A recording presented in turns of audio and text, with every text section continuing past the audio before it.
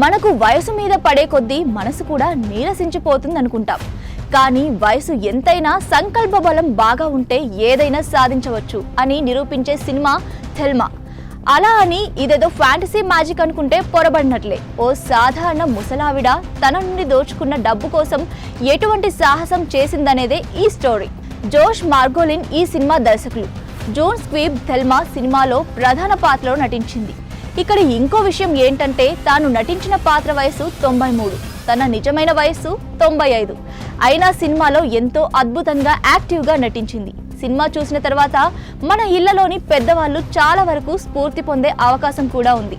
అంతలా ఈ సినిమాలో ఏముంది అంటే, కథ పరంగా 93 ఏళ్ల థెల్మా పోస్ట్ లాస్ ఏంజల్స్ లో ఒంటరిగా నివసిస్తూ ఉంటుంది. అప్పుడప్పుడు తన మనవడైన డెన్నీ తనని చూడడానికి వస్తూ ఉంటాడు.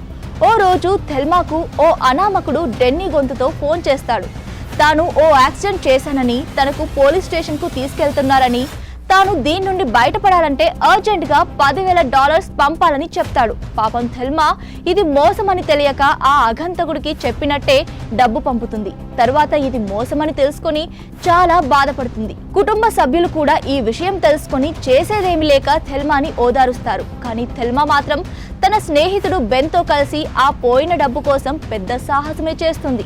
మరి ఆ సాహసం ఏంటి, ఆ సందర్భంలో థెల్మా ఎదుర్కొన్న పరిస్థితులేంటి అనేది మాత్రం జియా సినిమాలో స్ట్రీమ్ అవుతున్న థెల్మా సినిమా చూడాల్సిందే. మూవీ మాత్రం వినూత్నంగా ఉంటుంది. మరీ ముఖ్యంగా ఈ సినిమాను పిల్లలతో పాటు పెద్దవాళ్ళకు కూడా చూపించడం అస్సలు మర్చిపోకండి.